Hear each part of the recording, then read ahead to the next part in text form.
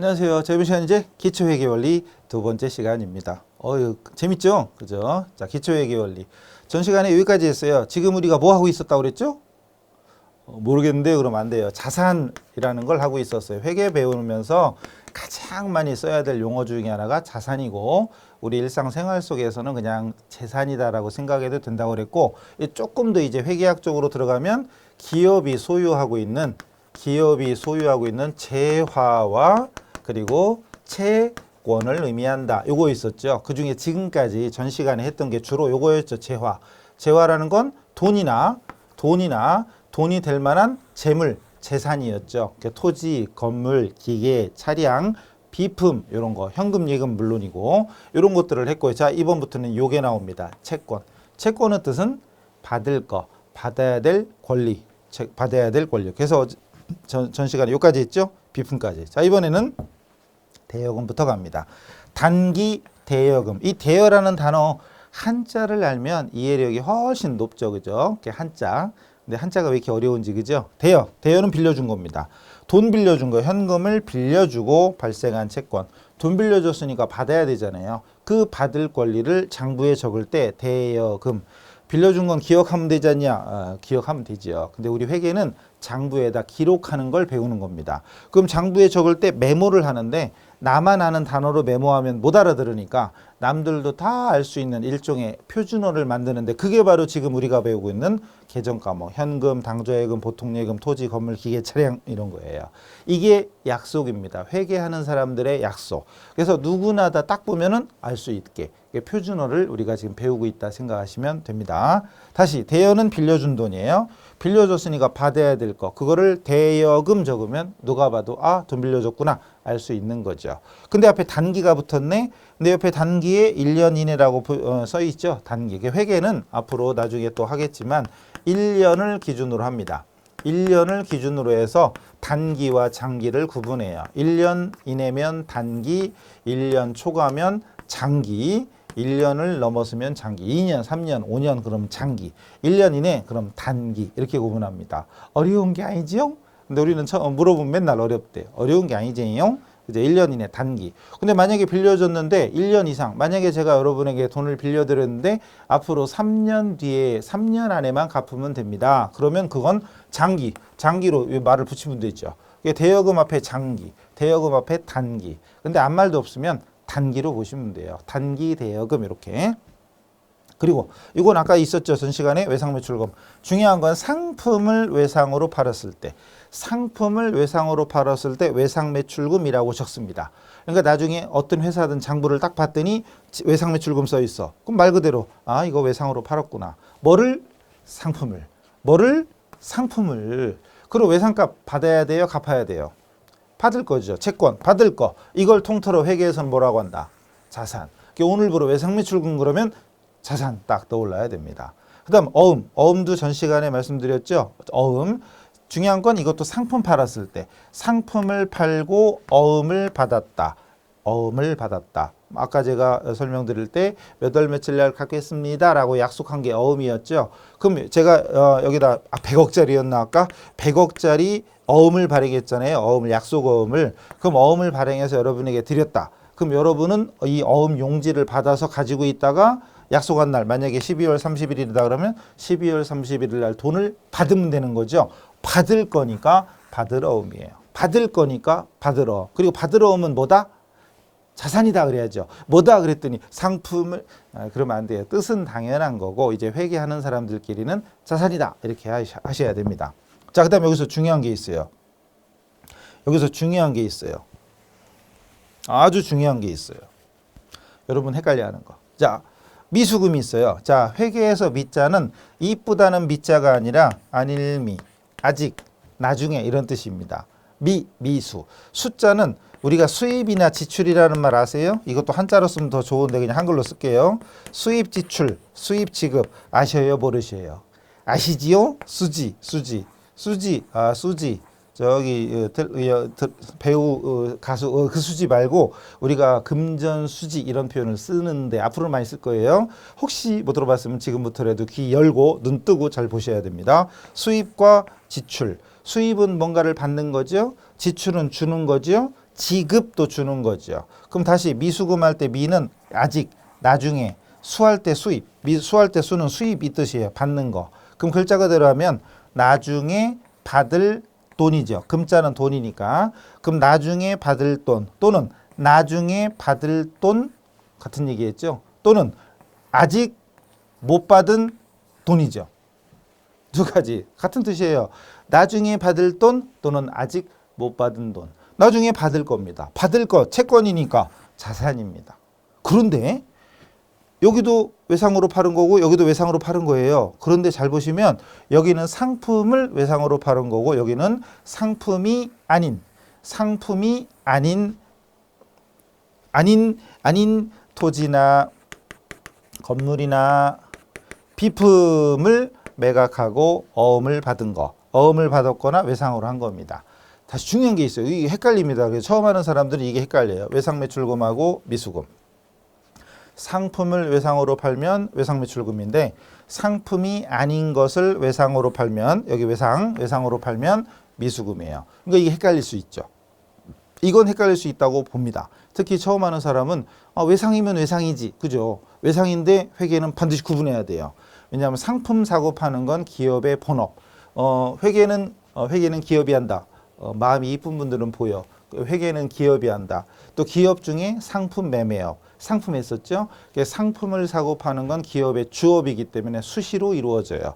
그래서 일반적인 외상거래는 외상매출금이지만 상품이 아닌 토지, 건물, 비품 이런 것들은 사실은 자주 사고 팔지는 않죠.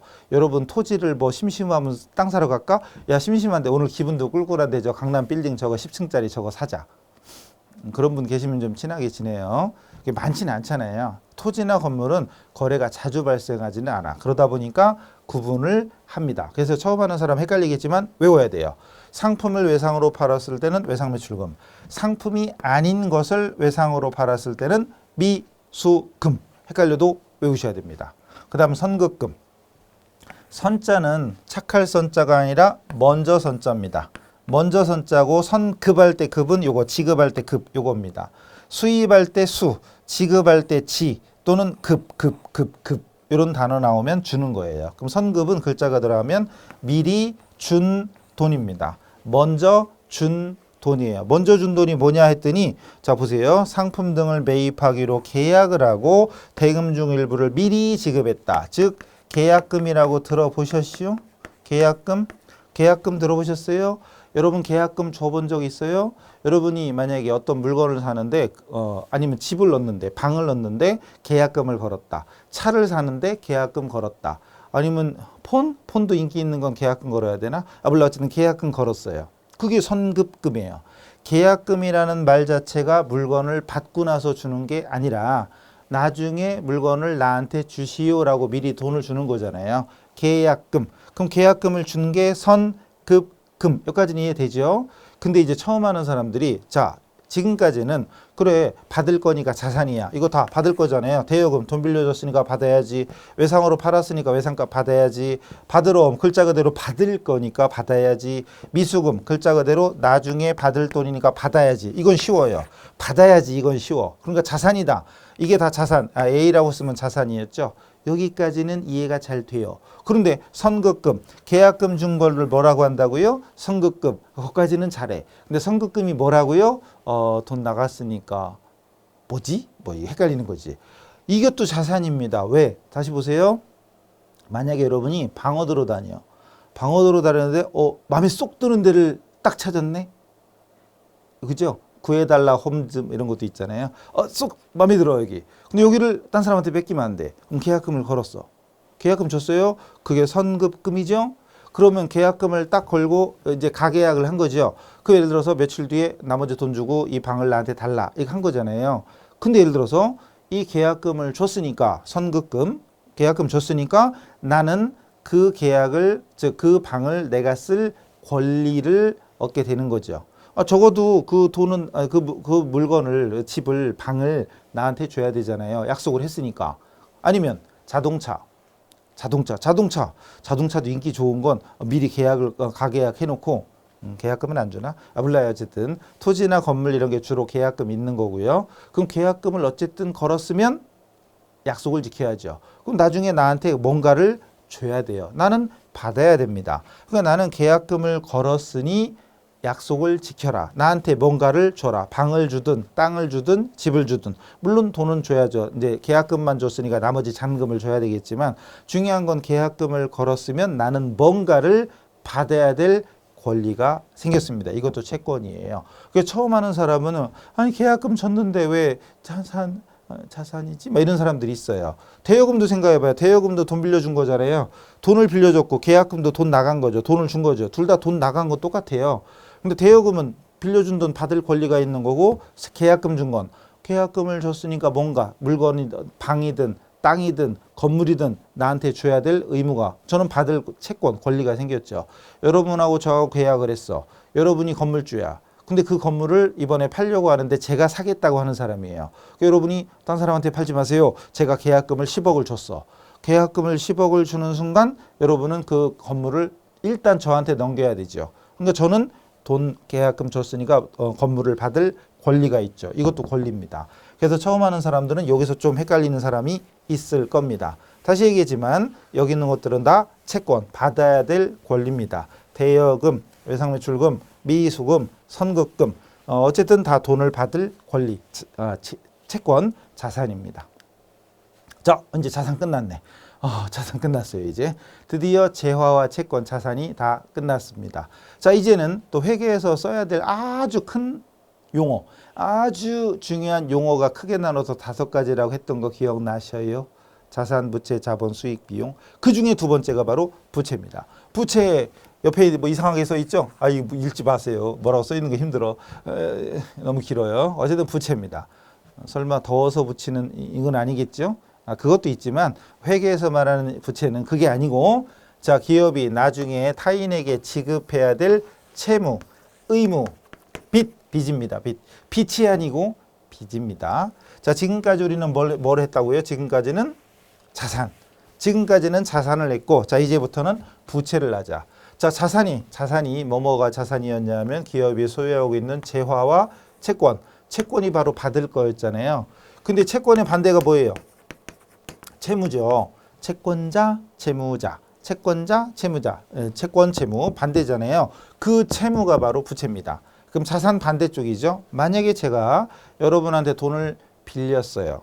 그럼 여러분은 저한테 빌려준 거죠. 그럼 여러분은 채권자, 저는 채무자. 그럼 여러분은 빌려준 돈을 대여금이라는 자산이라고 하고, 저는 빌린 돈 차입, 빌린 돈 빌린 거. 그럼 저는 빌렸으니까 돈을 갚아야 될 의무가 발생했죠. 채무가 발생했죠. 빚이 생겼죠.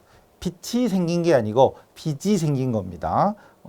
이거 예민한 게 아니라 당연한 거예요. 우리는 업무를 봐야 되는 사람들인데 이 단어 하나, 철자 하나, 이거 받침 하나, 이거 틀리면 격이 달라져요. 어쨌든 채무, 자, 차입금. 자, 여러분하고 저하고 돈을 빌려주고 빌렸다. 그럼 여러분은 빌려준 사람 채권자, 대여금. 저는 빌린 사람 채무자, 차입금. 거기에 단기, 장기, 1년 이내냐, 1년 초과냐에 따라 단기, 장기 말을 붙이기만 하면 되니까 어쨌든 대여금, 차입금 서로 반대 개념이죠. 빌려준 사람은 대여금, 빌린 사람은 차입금. 이제 우리끼리 이제 배웠으니까 이제 대여금, 차입금에도 이제 알아듣겠죠. 빌려준 돈 그럼 대여금, 빌려온 돈 차입금 이렇게 말할 수 있어야 돼요. 대여금은 뭐다? 자산이다. 차입금은 뭐다? 부채다. 이제 뭐다 물어볼 때는 뜻을 물어보는 게 아니라 뜻은 이제 당연한 거니까 자산인지 부채인지 이걸 말할 수 있어야 됩니다. 그리고 외상매입금, 외상으로 매입한 거, 뭐를? 상품을 외상으로 매입했을 때 외상매입금, 상품을 외상으로 팔면 외상매출금, 외상으로 사면 외상매입금. 서로 반대 입장일 뿐이죠. 파는 사람은 외상매출금, 사는 사람은 외상매입금. 말은 외상값 이렇게 하면 서로 통하겠지만 장부에 적을 때는 외상값 그러면 갚아야 되는 건지 받아야 되는 건지 구분이 안 되잖아요. 그러니까 받을 거면 외상매출금, 갚아야 되면 외상매입금 이렇게 구분해서 적어야 됩니다. 장부에 적을 때는 외상값 그러면 몰라요. 귀신도 몰라. 자기도 몰라. 나중에는 외상값 1억. 1억? 갚아야 돼, 받아야 돼. 뭐 거기서 헷갈리면 어떻게? 그러니까 정확하게 외상매출금인지 외상매입금인지 구별하셔야 됩니다. 아시겠죠? 중요합니다. 기본 내용입니다. 자, 받을 건 뭐라고요? 자산. 갚을 건 부채. 받아야 되면 자산, 갚아야 되면 부채. 단순한 거예요. 그런데 이거를 나중에 헷갈려요. 막 이런 사람들이 있어요. 받을 거면 자산, 갚을 거면 부채. 어음이 있었죠. 아까 어음이 있었는데 이번에는 지급어음이죠. 지급, 갚아야 될 거, 줘야 될 거. 자, 저는 상품을 매입하고 어음을 발행했다. 어음을 작성한 거죠. 제가 아까 여러분한테 건물을 매입하고 아니면 상품을 매입하고 1억 원을 12월 31일까지 드리겠습니다. 라고 약속하는 거.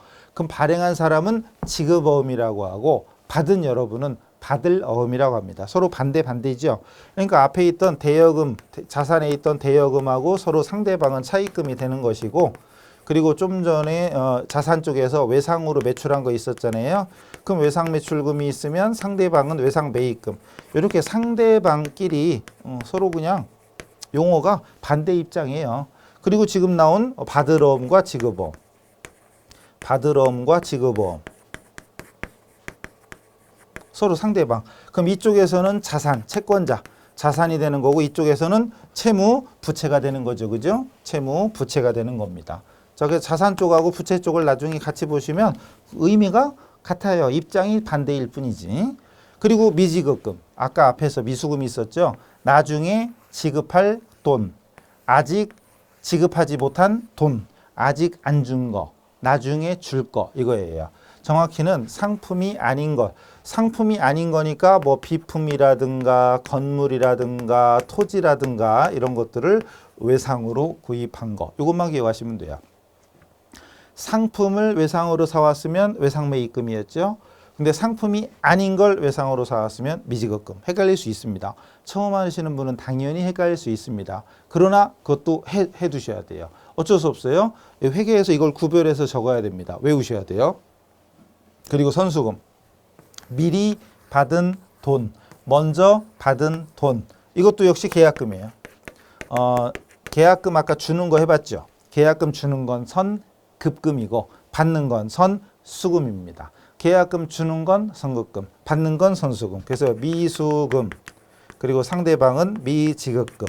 이렇게 계약 어떤 거래라는 거, 거래라는 건 서로 두 사람 이상 쌍방이 하는 거잖아요. 그러니까 어느 한쪽에서는 외상매출금, 한쪽에는 외상매입금, 어느 한쪽은 대여금, 어느 한쪽은 차입금. 이렇게 서로 반대 개념이에요. 그리고 지금 나왔던 선급금, 선수금, 선수금. 계약금 받은 거. 만약에 제가 건물주예요. 제가 건물주 아니면 제가 원룸 같은 거 있죠. 원룸 같은 거 제가 건물주예요. 아, 그럼 좋겠다. 제 건물이 아니면 빌딩에 왜 오피스텔이라든가 뭐 이런 여러 가지 요즘 형태가 있는데 어쨌든 제가 15층짜리 빌딩이 있는데 거기에 다 그 원룸, 투룸 막 이런 거. 영어도 아닌 원룸, 투룸. 어쨌든 넘어가요.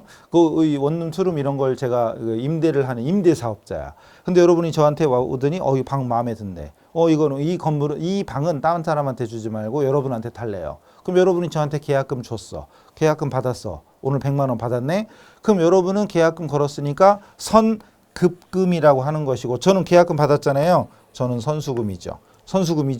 그럼 저는 약속을 했잖아요. 여러분한테 드리기로, 이 방을 드리기로. 그래서 저는 약속을 지켜야 돼. 그럼 이 방을 여러분에게 쓸 권리를 줘야죠. 갚아야 될 의무예요, 의무. 그게 바로 선수금이에요. 계약하고 계약금, 대금 중 일부를 미리 받은 거, 즉 계약금을 받은 거. 계약금을 받았으니까 약속을 이행해야 될 의무가 생겼죠. 그러니까 채무, 갚아야 될 채무. 꼭 갚는다는 게 돈으로 갚아야 되는 게 아니라 내가 다른 약속을 해야 된다면 그것도 의무입니다. 채무예요, 채무. 그래서 요건 다 부채입니다. 그래서 지금 이쪽에 있는 게 자산, 이쪽에 있는 게 부채죠. 그래서 자산과 부채는 서로 거래 쌍방, 서로 상대방끼리 이렇게 어느 한쪽은 자산이 되고 다른 쪽은 부채가 됩니다. 이런 것들부터 일단 익혀놓고 시작해야 돼요.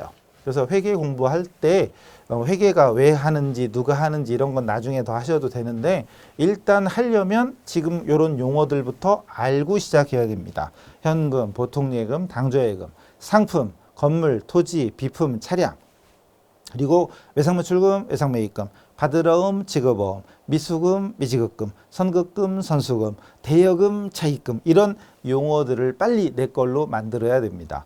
다시 말씀드리지만 이건 어려운 얘기들은 아니죠. 어려운 건 아니에요. 안 했던 거지. 지금까지 안 했던 걸 처음 들었다 그러면 아직은 낯선 거, 낯가리는 거지 어렵다 그러시면 아니 됩니다. 자, 이런 용어들을 얼른 익히세요.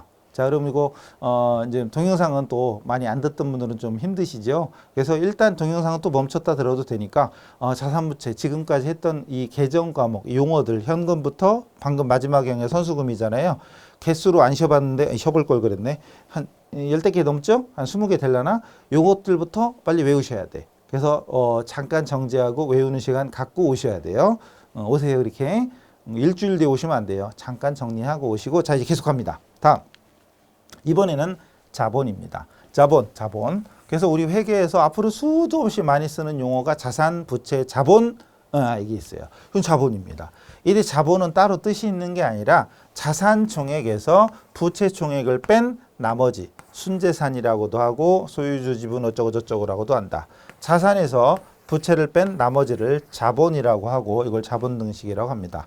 자산에서 부채를 뺀 나머지. 그러니까 자본은 따로 뜻이 없고 자산, 지금까지 계속 하고 있었던 자산에서 부채를 뺀 나머지가 자본. 다른 말로 순재산 뭐 이런 식으로 표현을 합니다. 자, 여기 자본금이라고 돼 있죠. 하나밖에 없어요. 자본은. 자본금 하나인데 장사 시작하려면 돈이 있어야 되잖아요. 가끔 장사 하나 할까? 이런 사람들이 있죠. 제가 지금 이제 겨울이 다가와요. 붕어빵 어묵 이거 해야지. 길가에서 해야지. 그럼 리어커에다가 붕어빵 어묵을 할 수 있는 리어커 기계 재료 밀가루 등등 이런 게 있어야 되죠. 그럼 그거 하려면 돈 있어야 되네. 그죠? 리어커라도 사야 될 거 아니에요. 푸드트럭에 할까? 그럼 트럭 사야 돼. 그럼 돈 있어야 되잖아요. 돈을 대야지. 그게 출자금이죠. 장사하려고 돈을 대는 거. 뭐 500만 원, 1000만 원, 1억 원. 이게 출자금이에요. 그게 바로 회사의 장사미천. 자본이 되는 거죠. 자본금이라고 합니다. 자본금. 그럼 자산부채 자본. 근데 자본은 뭐 앞으로 많이 쓸 말이 없어요. 그냥 자산에서 부채 빼면 자본이니까 특별히 뭐 할 말이 없고. 근데 자산부채는 엄청 많이 씁니다. 자, 그래서 드디어 자산부채 자본을 쭉 했어요, 일단. 그리고 이제 재무상태표. 이 재무상태가 뭐냐 하면 일정 시점의 재무상태라고 그랬잖아요. 이 재무상태가 바로 지금까지 계속했던 자산, 그리고 부채, 그리고 자본의 구성 내역이 바로 자본입니다. 예를 들어서 이 재무상태, 지금 우리 회사 자산 총액이 1000억 원이다. 자산 총액이 1000억 원이다. 그리고 부채가 700억이다. 그럼 자산에서 부채를 뺀 나머지가 자본이라면서요. 자본은 300억이구나. 이거죠. 자본은 300억이구나. 이거예요. 그리고 우리 앞으로 이 양식을 많이 만나게 될 거예요. 재무 상태를 보고하는 보고서를 재무상태표라고 하는데 눈으로 이렇게 갈라봐요. 이렇게 여기 갈라보면 이렇게 앞으로 이렇게 이 왼쪽을 차변이라고 그래요. 그리고 이 오른쪽을 대변이라고 그래요. 왜 또 하필이면 대변이야 그러지 마시고 그냥 그래요. 제가 만든 거 아니에요. 왼쪽을 차변, 오른쪽을 대변이라고 하는데 우리 회계하는 사람들은 약속을 했어요. 전 세계 어디 가나 대한민국 어느 기업이나 약속을 했어요. 재무상태표를 만약에 약식으로 좀 간단하게 그린다면 이제 T자로 그래 앞으로. 이 T자를 이 회계하는 사람들은 수백 수천 번 그릴 거예요. 앞으로 저랑 공부하다 보면 T계정 생각하세요. T계정 그리세요. 그럼 그려놓고 이 왼쪽을 차변이라고 하고 오른쪽을 대변이라고 합니다. 다시 그럼 재무상태표를 그렸을 때 우리가 약속을 했는데 무슨 약속을 했냐면 차변에다가는 자산을 적고 대변에다가는 부채와 자본을 적자고 약속을 했습니다. 수백 년간 이렇게 해왔어요. 우리는 외워야 됩니다. 자산은 어느 변? 차변. 부채와 자변 어느 변? 대변. 부채 어느 변? 대변. 자산은 차변. 자본은 대변. 자산, 차변. 이거 외워야 돼요. 이거는 외워야 돼. 어쩔 수 없어요. 우리 회계에서 지금까지 수백 년간 이렇게 해왔기 때문에 외워야 됩니다. 이건 외가 없어요. 그냥 외우세요. 자산은 차변. 그럼 다시 외상매출금 어느 변? 또 오래 걸리면 안 돼요. 외상매출금 자산이었죠? 차변. 대여금 어느 변? 차변. 미지급금? 미지급금이 뭐였더라? 미지급금. 부채였죠? 여기. 이걸 빨리 외워야 돼요. 그래서 이번 시간에 숙제가 바로 자산인지 부채인지 구분하는 거. 그래서 자산이면 차변에 적고 부채면 대변에 적어야 돼요. 차입금 어느 변? 차입금은 부채입니다. 대변이에요. 이게 바로바로 안 나오면 정리 다시 한번 해야 돼요. 그래서 앞으로 회계를 잘하고 싶으면 일단 지금 이런 기본 용어들을 빨리 익히고 자산인지 부채인지 빨리 구분해서 자산은 차변, 부채는 대변 이걸 아셔야 됩니다. 그래서 아주 중요한 회계에서 쓰는 아주 중요한 용어 5가지 중에 자산, 부채, 자본까지 3개를 끝냈습니다. 자산, 부채, 자본. 그래서 만약에 외상매출금 그러면 자산인가 부채인가? 대여금, 선급금, 미수금, 미지급금, 받으러옴. 지금 제가 혼자 떠들고 있는 게 아니라 자산, 부채 이게 떠올라야 돼요. 그래서 어느 변에 오는지 자산은 차변, 부채는 대변. 왼쪽을 차변, 오른쪽을 대변이라고 합니다. 이것도 왜 따지지 마시고 그냥 자산, 부채 이렇게 익혀두셔야 돼요. 차변, 대변. 자산은 차변, 부채는 대변. 자, 일단 여기까지 하면 여러분이 아주 중요한 기본적인 건 했어요. 자, 이제 재무상태표까지 해서 요 영어 이런 거 몰라도 돼요. 그냥 재무상태를 보고하는 보고서다 이렇게 하시면 돼요. 그래서 자산, 부채, 자본까지 끝냈고요. 그리고 이제 그 뒤는 이제 다른 용어가 나옵니다. 다른 용어. 자산, 부채, 자본 그리고 두 가지 더 있다고 그랬죠. 수익과 비용. 근데 이제 기초 용어부터 너무 길게 하면 힘드시니까 일단 끊을 거예요. 그래서 일단 여기까지 해서 자산, 부채, 자본을 끝냈고 그리고 거기에 속하는 용어들 현금, 뭐 예금, 상품, 건물, 비품, 토지 등등 그리고 외상매출금, 외상매입금, 받으러옴, 지급어음, 미수금, 미지급금, 선급금, 선수금 이런 채권 채무 있죠. 갑자기 독일어로 들리고 이러면 안 됩니다. 이런 것들이 앞으로 우리가 쓸 용어구나. 가장 기본적인 용어구나. 그래서 복습하시면 돼요. 그리고 여기까지 일단 끊었다가 이제 나머지 수익과 비용 이게 뭔지 다음 시간에 뵙도록 하겠습니다. 수고하셨습니다.